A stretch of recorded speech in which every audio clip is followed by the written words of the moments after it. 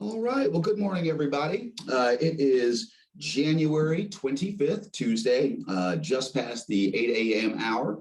We're here at the Fairbanks Economic Development Corporation. It is the Energy for All Alaska Task Force, and we have a very special guest with us today. Actually has been brought up to participate in the tourism convention. Is that correct, Mr. President?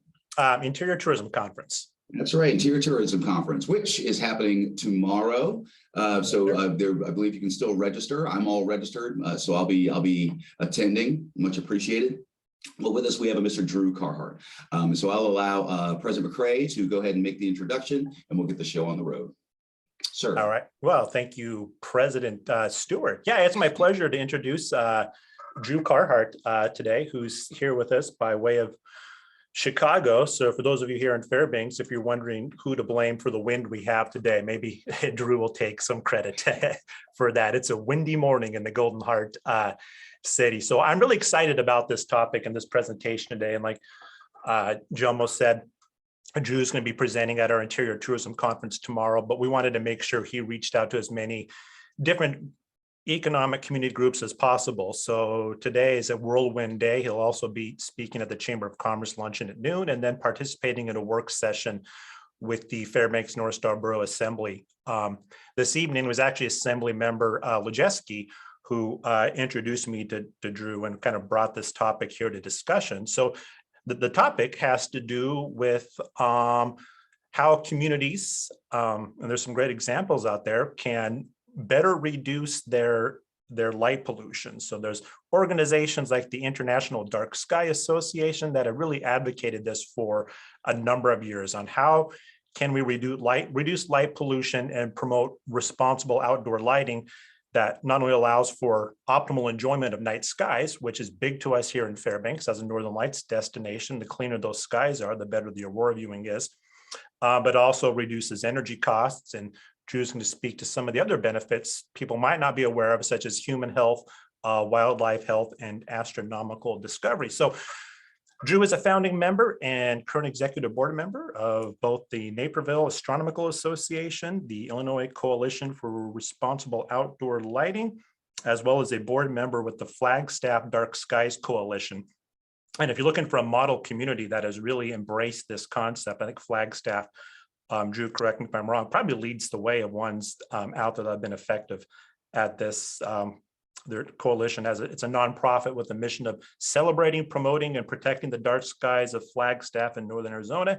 We're interested in how we promote and protect the dark skies of Fairbanks, Alaska. So with that, I will turn it over to you. Drew, it's all yours.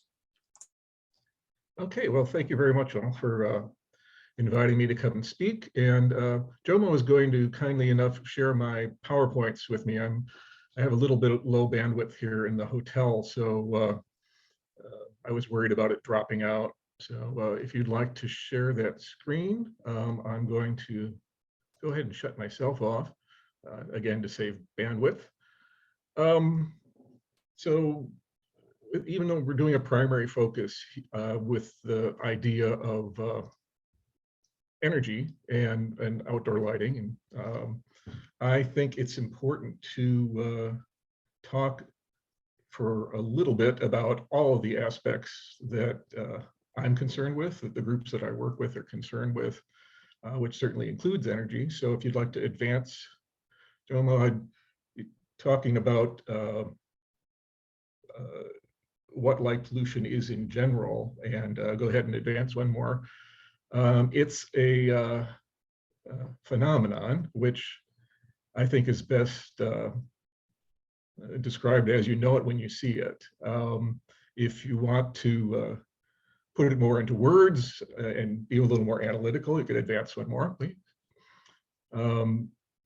It's basically when we create artificial light at night outdoors, and any of it goes where we don't need it, where we're spilling stray light out into the environment, either just in the form of sky glow, which is taking stars out of the sky, or in environmental disruption, or just glare and unpleasant lighting effects as far as that goes. So what we do is break this into 5 basic areas of concern, and there's no priority order that I'm putting these in. The priorities will actually vary from place to place.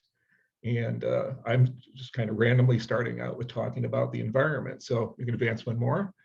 And to explain this effect, I think it's easy for people to understand that if you take, say, a natural meadow and you pave it and turning it into a shopping mall, you're having some really strong environmental ecological effects doing that sort of alteration. But we are so, just as human beings, we're so daytime oriented that we don't think about the night a lot. So advance one more. And we don't stop to think that when you take an environment that has a natural light in the day and dark at night cycle, and instead fill that nighttime with artificial light, that you're actually causing as much of an environmental change as you are paving over the meadow. You're really totally altering the environment. And of course, that affects everything that lives in that environment. So moving on from there, point that again just happens to be number 2 in the list, the way I wrote it. When we have a street light like this one, I think we all assume, well, that's making us safer. We put up a light at night, it's safer, it's easy to see what's going on. But if you stop for a minute and look at that light and hold your hand up to block the glare of the light, you realize, oh, there was somebody standing underneath it that I couldn't see simply from the glare from the light. So then you wonder whether that is actually making it safer or not. And this is Hong Kong. You don't have to live in Hong Kong with its glut of overlighting to, one more please, to realize that in our day-to-day lives everywhere, we face what we call nowadays in the modern world, what we call light clutter, really. There's just so many different sources of light shining at us in different directions and glaring at us.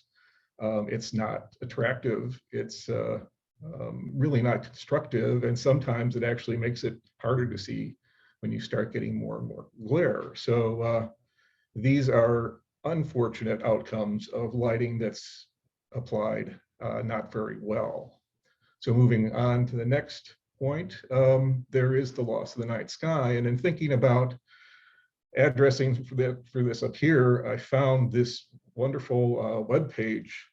I think it's, I can't see the bar at the bottom because of the Zoom screen, but I think it's Budget Tour Guide or something or other online. I thought, well, this photo that they have on their web page for things to do in Fairbanks really kind of explains the whole question here. We've got a lovely nighttime sky here with the northern lights going on in it. And if you're out of town, you can see it. But if you're in town, what you see is the lights of town shining up into the sky. And so our penchant for putting a lot of outdoor lighting in and unfortunate practices of not doing a very good job at it does take the nighttime sky away from us. And that happens everywhere, but especially in places that have something marketable in their nighttime sky, it can be a notable loss.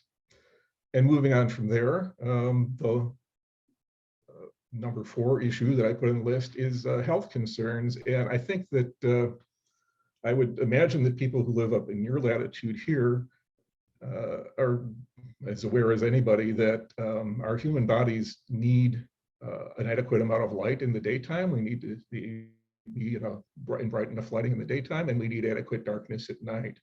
So filling our night times with artificial light isn't necessarily good for us as living things. Just we're part of the environment from that point of view. So then we go on to the item that I put last, since we're going to focus on a little bit more, and that's energy waste. And starting out, this graphic is an estimation to show how much man-made light was spilling out into the environment and up into the sky, how bright it made the sky back in the early 1960s. And you can see the populated areas all have these light domes over them of the light from the activities, from the roadways, from the parking lots, from the buildings, shining out into the environment and getting up into the sky. If we bounce to the next slide, just 30 years later, we see an incredible explosion in the amount of light pouring out into the environment. And the main reason that happened in the last quarter of the last century of the 1900s was changes in technology. So it got cheaper and more efficient to make light. The unfortunate thing is that even though it got more efficient to make light, instead of using in the 1960s, those would have been still a decent number of incandescent bulbs that were used outside and a lot of mercury vapor lamps. By the 1994 side there, a lot of the lighting had changed over to high pressure sodium light, the ubiquitous sort of yellowy orange lights we're used to. Those lights are much more efficient, but in 1994, the total energy usage for lighting up the outdoors hadn't dropped off because the lighting had gotten more efficient. The total energy usage had skyrocketed. So any savings from an increase in efficiency there was totally eaten up by adding in a tremendous increase in the amount of lighting. So if you just talked about the bulbs, you'd say, oh, look, we can save energy with the new kind of bulb. But in practice, the energy savings never happen. Unfortunately, we don't see any indication that that's changing, even changing to LEDs now. As lights are being changed out, we're still seeing the same thing happening, is more and more light is being put in, and we potentially might not save energy in the long run from this technology change. Actually, there's no been changing from oh yes, I do. I'm sorry that I'm focusing on the, the lower 48 here, because the graphics for Alaska for this modeling do that terrible thing of really warping the state out from the projection. So you got lower 48 featured here, not to slight you. So let's move forward again to a basic list. Here we go. There's Alaska. And this is theoretically more current data. This is modeling based on 2015 satellite work. I should point out in any of this modeling, we have an unfortunate lack of good monitoring for light pollution. You see images that are created like this, or the direct images of that are assembled of the light shining upward. The cameras that, the ones that took this data are on weather satellites, and they're designed for looking at clouds at night to see where cloud cover is. They actually have no sensitivity to blue light whatsoever, and unfortunately, all of the white outdoor lighting that's going in now is very blue heavy, so they're kind of missing a lot of the actual light that's there. So that's an unfortunate thing. But back to the list, there are a few key points that are really simple and really basic to keep in mind. The first one is what I've got here, that any light going where it isn't needed waste energy.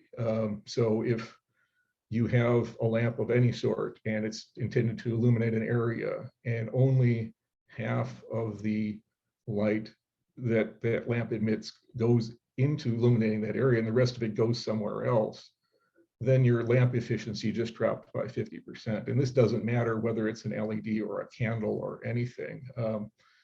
So this is a really key principle for outdoor lighting that's a lot different than indoor lighting. Stray lighting indoors is not a problem. It bounces off the ceiling and it comes back into the room, or it bounces off the walls and it comes back into the room.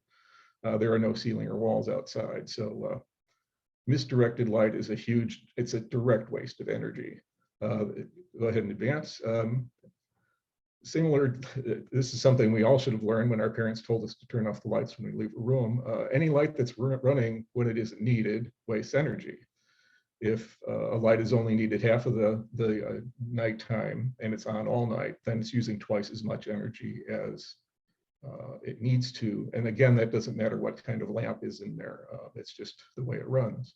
And again, if you go forward, any light that's brighter than is needed wastes energy.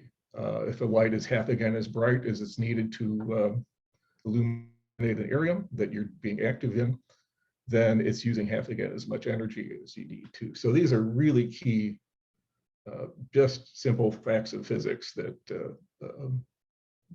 you really can't argue with without lighting. Let's see what's next here. Oh, so I wanted to just look at this a little bit more in detail, again, as far as outdoor light. So here we have a model lamppost, and again, really basic concepts. There's an area of your activity space that you're trying to illuminate for whatever it is, whether it's for pedestrians or automobiles or whatever the outdoor activity is. Light that's going above that and off to the sides is what trespasses into places where it doesn't belong, what's shining in people's windows, what glares in the eyes of somebody who's walking into an area or driving into an area. And then in the orange, upward light is just totally wasted. Every watt that went into making that light was directly wasted because it's serving no purpose. So advance, please. Again, this is something to keep as a key concept when we're talking about outdoor lighting. If you're looking at energy efficiency, it isn't the lamp, it isn't the light generating device inside there that makes a difference of whether a light is efficient or not. What makes a light efficient or inefficient is where it puts the light that it's making. Does it put it into the place you need it, or does it not? Advance, please. I think we're all used to the idea nowadays that we're supposed to be energy conscious, and we see a lot of stickers like this on electrical and electronic things that we buy, or things that like a vehicle that use fuel. The trouble with the outdoor lighting issue in general is that, advance please, is that there is no standards like that for outdoor lighting. There's not efficiency standards that are required, like minimal performance standards, and there's not even a rating system that's commonly applied. If you look at the cut sheets for outdoor lighting, you're not going to see that yellow sticker on there that indicates how efficient this light is. There are ways of judging this. Any outdoor light like this, generally the manufacturers do photometric tests of it, and there are data files that you can download. The lighting installers and designers need to have this data to figure out how bright to make areas, but we can take the data and make a plot like this, which is for that particular lamp that's shown there on the right. This is the colored thing is a sphere showing which directions light is coming off of this light fixture. So briefly, the green quadrant down in the lower left is the direction of the street, because this is a street light. So that green light or area there shows the light that's heading down towards that roadway that's this lamp was put in to illuminate. If we look over at the data table there on the side that the software I use generated, it shows that under a quarter of the light being generated by that lamp is going down to that area. The yellow lower quadrant with the little light blue at the bottom is the backside, which is toward the house or whatever, away from the street. The little light blue area is theoretically down toward the sidewalk. So you've got less than 1% of the light output is going down towards the sidewalk. A little over 16% of the light is heading back toward the house or whatever. The dark blue belt in the middle is a lighting industry standard for the glare zone of light shining out to the side. That's really much too small. The effective roadway lighting does not come up as high as that green area goes. So that dark blue belt ought to be notably wider, but still, even if the little 10-degree swath that it is, over 11% of the light of the lamp is going into that zone. And then obviously we have the top hemisphere where almost half the light from the lamp is shining up into the sky. This is not a very efficient light fixture. And it doesn't say this on the, there's not that yellow sticker on that catalog cut page for it saying this is how badly this light performs. You can dig out the data if you want to, but again, it's a real lacking thing that whoever is picking out lights for a commercial installation or a municipal installation if they don't look for this kind of information, they might not realize how poorly performing a light fixture is. So we can move forward from there. Try to remember what's next, since I'm not looking at my slideshow. Sorry, I was on mute. Actually, Drew, if we could pause just 1 second.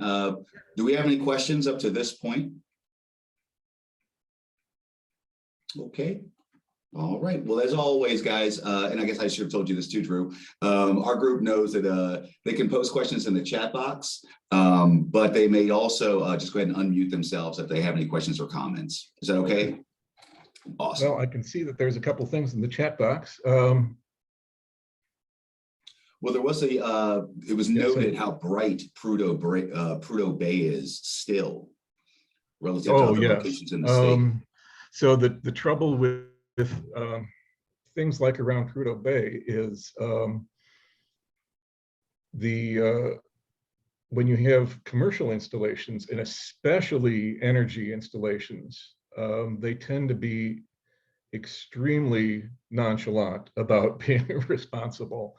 Most energy installations tend to use bare light bulbs hanging around still, which is dismal from an environmental point of view. But energy companies tend to say, well, we've got energy to burn, so it doesn't really matter. And I've actually seen there have been projects for relighting like oil rigs and doing a better job of it, and refineries doing a better job and actually directing the light more into the work areas. They have catwalks and high work areas and things, but actually cutting down the glare for their workers helps. So this is something that it would be nice to get more industry to understand. But yeah, you often see around energy work areas a tremendous spilling of light out into the environment.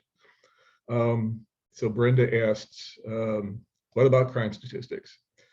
What you were taught years ago, that streetlights cut down on crime, is really an exaggeration, if not a falsehood. There are not good statistics in the research that's been done that blanket shows that adding outdoor lighting cuts crime. Actually, there's a number of good reports that show the opposite, that it has little to no effect. There's a great study that came out of Chicago. Boy, if I could get the dates right, it was in the early 1990s, and or the mid 1990s. It's called the Chicago Alley Crime Study. It's worth looking up. The city was trying to figure out how to deal with the high crime rate in some of the residential areas in Chicago. And there was a proposal made to increase the outdoor lighting that the city was providing by a notable amount, and especially to light more of the alleys in these residential areas.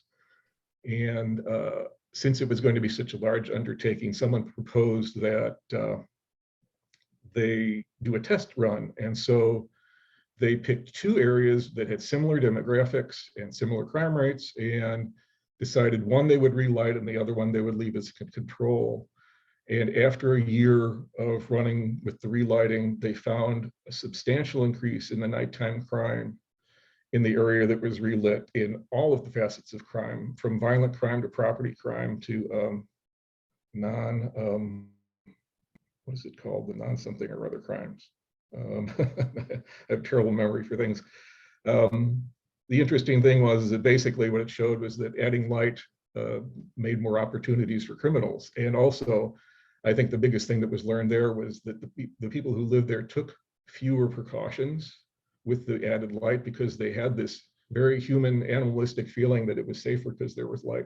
And so they weren't any safer. There was just as many criminals around. And so maybe when they wouldn't have gone out in the alley in their pajamas to take the garbage out at 2 a.m. before with the lights on, they felt safe doing it, and they really weren't. So that's a great study. But in any case, I can go on about that forever. Yeah, I agree that you can get surrounding areas. I was just out at Hot Springs night before last, and they're like, come out here because it's darker. But I took a picture. I wish I could share it now. Maybe I could after the talk. We'll try, see if I can share my screen. I took a picture looking back to Fairbanks from Chena Hot Springs, and it lights up the sky quite notably in the west. And if that gets worse, that'll start affecting them there. This is what astronomical observatories are finding around the world. They build in places that are dark, and then 5 or 10 or 20 or 30 years later, the lights catch up with them because light carries a long ways. Sky glow can carry 100 miles or more easily. So it's kind of specious logic to think, well, we're safe out here because light is growing. Anyway, so I hope that didn't take too much time to, I have the trouble with rambling on about things. No, that was great. I don't think there's too many slides left.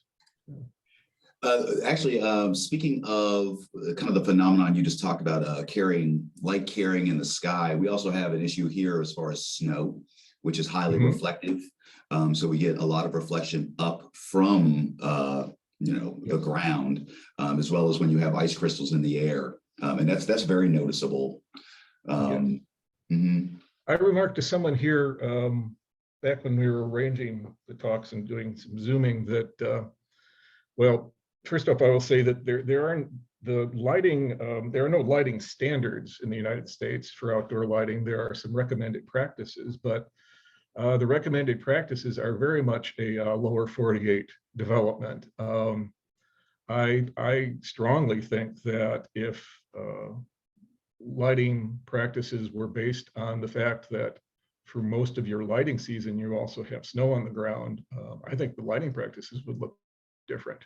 The illumination levels recommended and things I think would be different because it really does change. It changes the nature of the game quite a bit. And it's kind of absurd to ignore that that's the reality of the matter. So, because in the summertime when you don't have snow, you don't have much need for street lighting either. So the majority of the time, the hours that your street lights are running, you probably have snow on the ground here. And like I say, that really does change the equation quite a bit. Okay. All right. Well, as always, everybody, if you have comments, questions, please know you can take yourself off mute. Otherwise, yes, I am monitoring the chat. Okay, I'm going to go ahead and advance Mr. Drew. Yeah, I think we're towards the end. Yeah. Okay. So just kind of to summarize here, this is things that I've already touched on, but there's really simple keys. Only provide the lighting where it's needed and keep it there. Next would be only when it's needed. This is an issue where, especially with the new solid state lighting, the light emitting diode lighting, there's much more practical engineering for timing the lighting to be on or off at times, or especially even for dimming. A light can go to 50% at some time of the night. Actually, it's very interesting. I've got a couple of good studies that show that the human eye, our visual system, people don't tend to pick up notice a dimming in the general lighting around them till it gets to more like 50 or 60%. So a 40% drop sometime in the night probably wouldn't even be noticed. But if you drop your intensity to 50%, your energy usage is also going to go down about that much. So it's an important consideration as a possibility. Let's see, the next point is only start out with the minimum effective level needed. Again, if your light is twice as bright, if your lighting is twice as bright as you effectively need to safely and do the activity that you've got planned for a given area, then you're using twice as much energy. It's very simple physics. And so it's a key starting place. And again, don't pick fixtures that inherently are wasteful. And again, it takes a little more looking, but a street light is not a street light. They're not all the same. And I think oftentimes I find when I've explained some of these things to people, and I see them later on, they say, oh, I started looking at lights now and I see all those things that you're talking about. But the reality is that a lot of things are being done very poorly now. And we shouldn't just assume that, wise choices were made. And the best thing is being implemented. I think we're toward the end there now. So, oh, right. Again, don't buy it because it has an LED in it and that makes everything magically good, or buy it because it has this kind of lamp or another, because again, outdoors, it's the distribution of light that determines whether you're effectively and efficiently using the energy that you're consuming. I think we're at the end there now. So yes. So again, I love that picture. So that's Budget Trip Guide. Thank you, Budget Trip Guide, for giving me a picture that shows all at once the concept of dark skies versus light pollution. So, any other questions or anything? All right, Drew, that was great. Again, we have, let's look at my clock. Oh, we're only at the bottom of the hour. We have plenty of time for discussion. We could also do some surfing here. I'm going to stop sharing. But I can bring it back up if anybody wants me to. You mentioned, or it has been mentioned, Flagstaff. Is there a website we could go cruise to kind of get a look at this? Kind of as a proof of concept? Sure. Well, the group that I work with down there is flagstaffdarkskies.org, I think, if I'm getting that right. Skies. I'm gonna give it a shot, boss. So I've got the Flagstaff Dark Skies Coalition home. That's my group down there, and one of my projects for that. See, my brief story there is that, again, I've been working on light pollution issues in the Midwest for some years, and I've made friends around the world doing that, and including down in Flagstaff, which is a really remarkable location for having controlled the light pollution there well. The organization has been the community end of the effort for about 20 years. It's been the public end of supporting the concept of dark skies for Flagstaff. But it was basically a community group. It was sort of a club, and they had the desire, the people leading it had the desire to make it more of a permanent standalone organization. So I was one of the people asked to come on board to help create a real NGO out of it, and I've been working with that for about a year now. But the Flagstaff story is there's the dark sky issue started there back in the 1950s. There were two astronomical observatories there, the Lowell Observatory, which is actually located right in town, and the US Naval Observatory, Flagstaff Station, is just outside of town.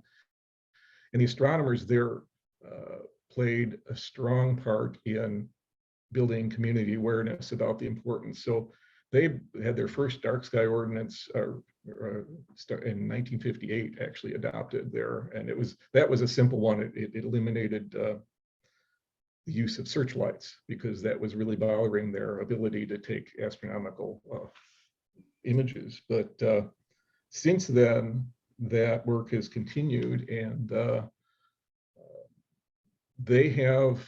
Could you scroll down that page a little bit more? I'm interested to see what pictures are there. Yeah, that's the Grand Canyon. There's not one of the Star Party. Oh yeah, there's a tab along the top on the menu that says Flagstaff Star Party. You see that there? I'm just wondering if there's a good illustration here. Yeah, just click on the calendar of events. Let's see what picture is there. I'm hoping that Chris has a good illustration there. One of my goals is to rebuild this website well. So let's scroll down and see if there's these activities, the Star Party and all the coalition puts on, and it builds and continues the community involvement in this effort. But I guess he doesn't have a good picture there. I was looking for a picture of the event showing the park. In any case, the Milky Way from the parking downtown, any clear night of the year, well, when the Milky Way is up, you can see the stars, because lighting, they don't have to turn off the lights around town for the event, because the lights are all focused on sky. Have good lighting, you can see fine around, but you don't disturb the sky. And it's an amazing thing to experience when you're used to this idea that lighting for safe and effective living has to be glaring and bright and, you know, filling out into the environment. But so this is why I agreed to help out down there. So I'm a regular visitor down to Flagstaff. And I would say the level of commitment, this is something I'm going to say to the other groups, to the Chamber of Commerce and things too, is so Flagstaff has a real level of commitment, the community does, to preserving the nighttime sky. And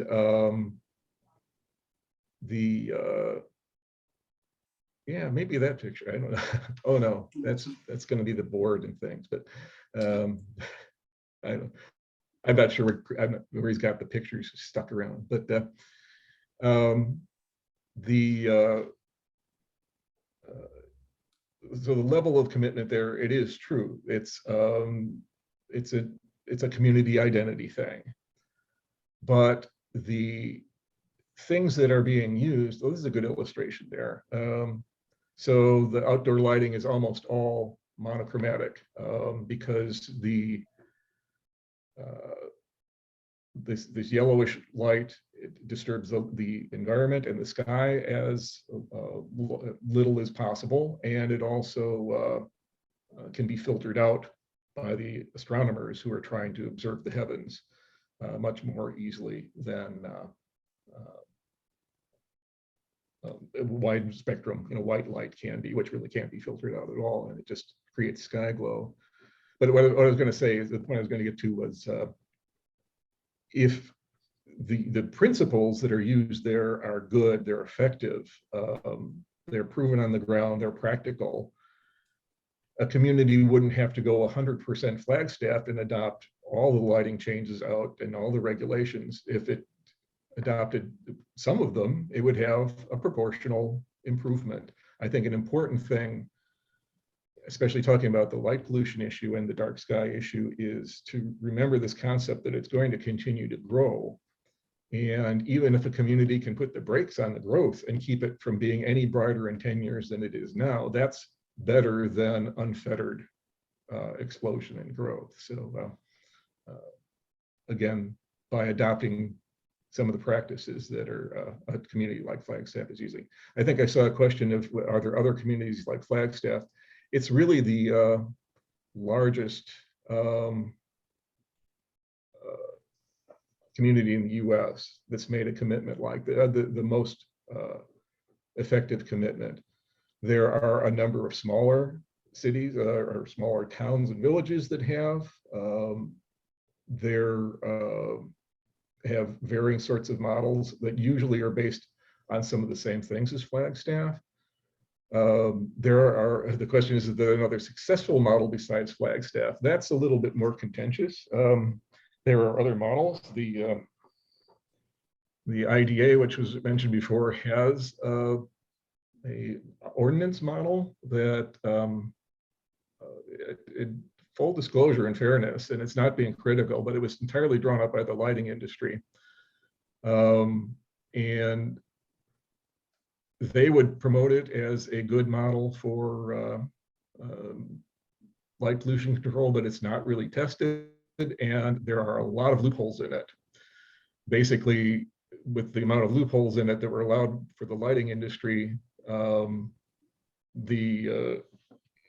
you could have absolutely no effect from adopting it, no improvements, if somebody followed, exploited the loopholes. As far as funding, no, that's an unfortunate truth. It's the Department of Energy had a series of fundings for swapping out to LED lights, but they were not based anything at all on energy or on light pollution control. They were just simply changing out the lamps. It's just, as I pointed out, is an unfortunate thing because you can be extremely inefficient with an LED if you're shining half the light into the sky. Yeah, this illustration that he's showing on the webpage is showing the effective spectrum on the amount of sky glow you get with, unfortunately, the number off to the side there, yeah, is the number of stars you can see. So it's starting out at the top with the high pressure sodium, the ubiquitous yellow-orange light that we're used to for a lot of street lighting, and showing what the reduction of the amount of stars you would see in the increase in sky glow by switching to LED. LEDs of the same brightness, but the spectral class problems with the LEDs with their huge amount of blue in their light really increases the sky glow and the scattering. Let's see, what else did I see there? Yes, studies of turning streetlights off and on. There's a few programs that manufacturers are experimenting with still at this point in Europe. You need to go to Holland and the Netherlands, and I'm trying to think who else I have papers on, where they're working with smart street lighting systems that basically use, if they're on like highway sections, they tend to use radar, that the lights are individually controlled, and computers basically follow where vehicles are, and they turn the lights on ahead of time. So before you get to the stretch of the road, the lights will be on when you get there. They're not blinking off and on in front of you. It's an interesting system. It isn't widespread use, but it's being experimented with. In cities, they're using motion sensors for just watching where pedestrians are, because the prime need for street lighting in urban areas is for pedestrian safety. Cars have lights on them. The cars can see each other because the vehicle ahead of you has lights on it. What you don't see is pedestrians because they don't have lights on them. So providing roadway lighting where there's pedestrian interaction can be an important safety thing. But again, do all those lights need to be on at full brightness at 2 or 3 in the morning or 4 in the morning? Whereas they did need to be at 5 in the evening before. So yeah, there's a lot of active control things being experimented with. None that I know of that are like really widely adopted.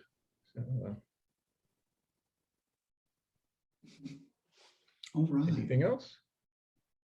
What did I miss in the chat? Oh no, you're doing great. All right, well, I'll just open it up to the group. I'm having to keep turning my head to look at the chat. So go ahead and be bold. If anyone has any comments or questions, go ahead and just take yourself off mute and fire away. Since I do have the hot mic, I will say my first memory of this phenomenon that you're talking about, I think I was 12 or 13. Parents had sent us to camp up in the mountains. And of course, we had come from the coast of megalopolis, there in Southern Virginia, very urbanized area. And now we're out in the Appalachians. And I remember looking up in the sky one night, and I could actually see the band of the Milky Way. And it was the first time I could remember seeing that. And it was stunning. So that's my first, that I can remember, my first engagement on this concept.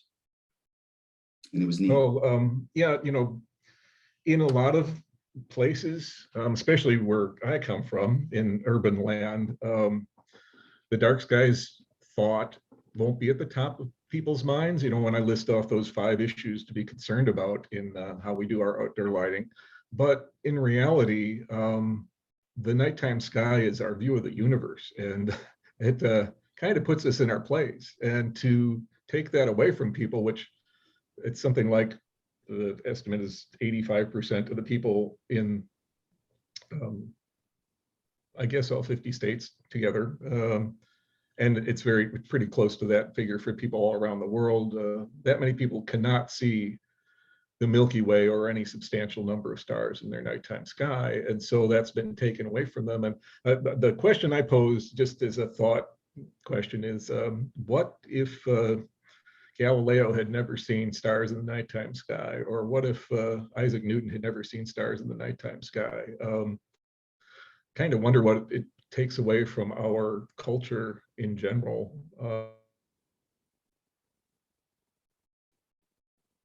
younger generation now. So it is, it's something, it may not be as immediate a concern as the amount of energy we're wasting, but it should be a concern. It should be something we should be worried about. Anyone else? Are you sure we don't have anything else? Well, I will say this thing too. So, I mean, we did some relighting, like just right along Illinois Street, Cushman. And some of it, actually, some of it was quite nice. I mean, how do we work through this? What would be your recommendations? I'm assuming that, again, you worked with Flagstaff. This is an interesting website. Is this who we might reach out to get pointers on how we might modify how we're doing business up here? What are our Certainly. resources? Well, so our organization down there, we're in the midst of really evolving it, and really the main goal is to reach out beyond Flagstaff and northern Arizona and make these make the resources, these concepts, this information available on a wider basis. And so we're going to be developing more and more things to share along the way. I certainly am personally, I told Scott and Aaron and Savannah last evening, personally, I want to be available to help as I can with the any effort that you mount up here.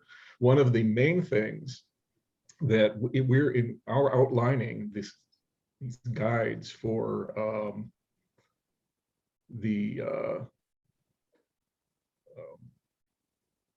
making progress in other places is that we've decided really at the top of the list, community involvement is the first thing we would recommend. This isn't an undertaking that one person can generally do or that you do for a month or two and then it's done.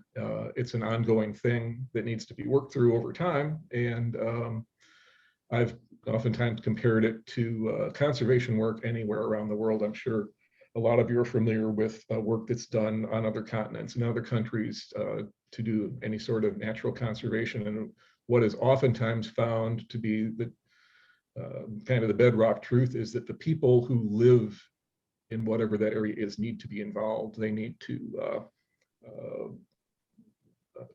be intimately working with it. They need to care about the issues. And so developing a working group or something or other who's going to focus on this is probably an important early step for any community. And again, the goals can be all across the board. I noticed you clicked on the thing about the International Dark Sky City. Flagstaff was the first International Dark Sky City. Actually, that's a program of the International Dark Sky Association, and it was created at the suggestion of the people of Flagstaff.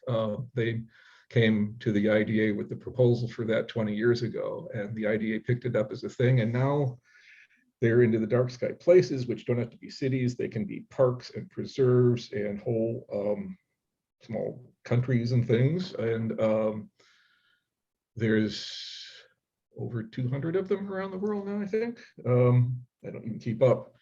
But that's going for the, now it's called the Dark Sky Communities Program. Going for that for a community it's not really a first step. It can be a target goal for the end, but it involves a lot of commitment having been put into place. So again, you need to decide just what the goal is for your community. And the dark sky communities or dark sky city certification can be a good selling point. It's a marketing thing. It's a sticker you can use. But again, it requires, I'll say right off the bat, it requires having regulation of outdoor lighting. And so that depends on whether a community wants to get into the regulation business. So again, it's kind of a separate thing. It's not, it can be your goal, but it's a certification thing. It's not a program unto itself, actually. So. Okay. Well, we do have one of our projects up here at FEDC is cold weather testing with a slogan, you know, cold can be gold. It's one of those things that we don't often think of as a resource here, but that can be. You know, the fact that we have sustained real world cold conditions that folks can test their products in. This to me goes along those same lines. We often think of the darkness as an impediment, but it could have a real value. And certainly it does have real value. It does. And yeah, the cold is an interesting issue from the street lighting point of view. The LED light fixtures now are being marketed as having incredibly long lifetimes. So instead of having to change a lamp like you might have to every 3 or 4 years in a regular street light, or 5 or 6 or 7, depending on how they're run, they are claiming lifetimes of 30, 35, 40, even 50 years for them. But of course, they haven't run that long. And what's going to fail them in them is not the LEDs, but the power supplies for them, which I see happening around my area in Chicago all the time now, where the new LED lights have been put in and a year or 2 later, some of them are failing. It isn't you can say, yes, the LED didn't fail, but if the power supply doesn't work, and that's definitely a weather-related item. It's how can it take the extremes of heat and cold and humidity and whatever. So. All right, well, I'm going to check one more thing, because you can see I am surfing this site. Measuring and modeling sky glow. Oh, okay. Yeah, so there's a way of scientifically and accurately and in a calibrated manner seeing how much light is shining up into the sky over any area, a municipality or whatever, and doing that. It's an interesting thing with for looking at Flagstaff. They made a comparison of the amount of light in the sky over Flagstaff, and they compared it to Cheyenne, Wyoming, which has almost the exact same population and is in a similar situation of sort of being off by itself from other towns and cities. And the data shows that there's 13 times more light coming up off of Cheyenne and spreading appropriately farther than off of Flagstaff. So again, quantifying things is important for us. That's something we want to work on more, is hard numbers and data rather than hand waving and saying things are better or not. So, well, this is awesome. Well, Mr. Carhart, we are reaching the top of the hour. Got about 5 minutes. Oh, Mr. Music, I see you have your hand up. Please. Yeah, in the early 2000s, when we were designing the cold climate housing research facility, we, of course, elected to go through the U.S. Green Building Council LEED program as leadership in energy efficiency design. And at that time, we learned that it was really the fixture that made all the difference. And the requirement for becoming certified was that the light projected from any of the fixtures could not leave the property. That is, it had to shine down and stop at your property line. And so I think that they're actually not regulations, to call them requirements, can be a kind of a tutorial on a way to consider what kind of fixtures to get and how they should be oriented. At the time, 20 plus years ago, it wasn't easy to find fixtures that met that requirement, but I should think now it would be much easier, because it's certainly more widely concerned. I know when we were in Hawaii, they seem to have regulations requiring all lights shine down because of all the observatories in the mountains. And we found the same thing around Tucson because of there are several observatories there. So they we're concerned about night skies as well. Are you familiar with LEED, Drew? Oh, yes. And yeah, Yeah. you would have gotten 1 point in your certification for the outdoor lighting back then. Some of us thought it should be more than that. Yeah, we were shooting for gold, but we got Mhm. cut, which was a pleasant surprise. But Mhm. you had to pay attention to every point, Yes. which is And kind of, that's the concept, is to stop letting things slide and saying, well, just whatever there, do pay attention to every point. And yeah, the directionality in, so Flagstaff, as far as people getting along together with your neighbors and all, quite a few, not all, or not a majority even, but quite a few municipalities have regulations on how much light can trespass from my property to yours. And it's by putting a light meter over here and saying how much light is shining on that. Flagstaff doesn't do that. Flagstaff's ordinance say the light has to shine down. And so that automatically takes care of it. And that solves the problem at the time somebody is going to order or buy the light fixture. They get a light fixture that the light shines down and doesn't shine to the sides. The other thing, the trespass thing, is an after the fact thing. I've already installed this light, and now you're putting a light meter over here and telling me it's shining onto your property, but I've already installed this light. So it actually isn't quite as practical or effective a way to regulate the trespass issue as just saying, put in a good fixture to start with. So again, a lot of this is really common sense.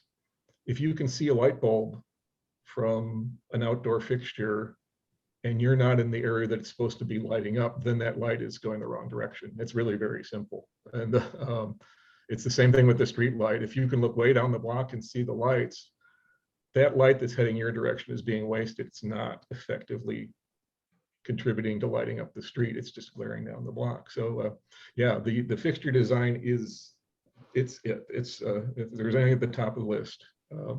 Color is not far behind, unfortunately, if you're looking at a lot of the environmental effects. And it's certainly something that's going to be true for the sky glow here. With the snow cover you have, the bluer the lights are shining down on that snow, the more of it's going to bounce up into the sky and make sky glow. The yellower it is, the more reduced that problem is going to be. one thing, I see we're at 9 o'clock, but I would suggest and hope you have the time to take maybe Jomo and some other dignitaries from our community on a field trip around town, and they could take notes to surely we can do better. I live about 10 road miles west of town, and when I look east, it's just a big light glow, especially when we have moisture in the air.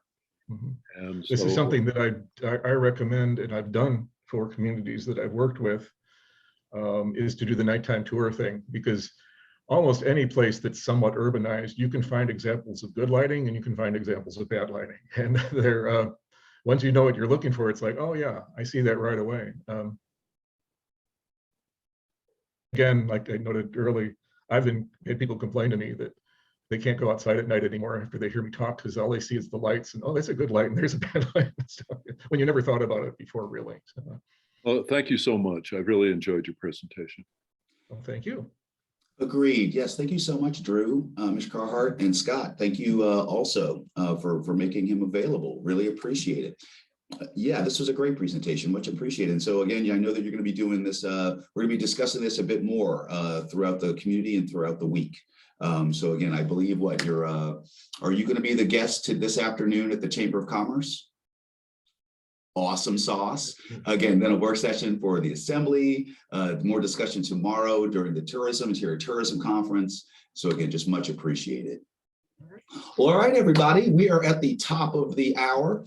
I don't have anything solidified for next week, but yes, I am trying to get GBEA to be our guest for next week. So of course, I will keep you informed and let you know how that, or if that comes together. Well, beyond that, I hope everyone has a great rest of their day. If you have not already and have time, yes, do register for the tourism conference. It is both, it's a blend, I believe, Mr. President. So both in person as well as remote? Yeah, and just to clarify, actually I appreciate the promotion there. Registration did close yesterday, but if someone here does want to attend in either the virtual or in-person format, contact me directly. I know some people can squeak you in. All right. All right. Well, then no official registration, but again, some special treatment from our friends over at Explore Fairbanks. Well, everybody, I hope you have a great rest of your day, a great rest of your week, and we will see you next week. Thanks. All right. Thanks, Jomo. Drew, I'll see you here in a little bit at the Wedgwood for Chamber.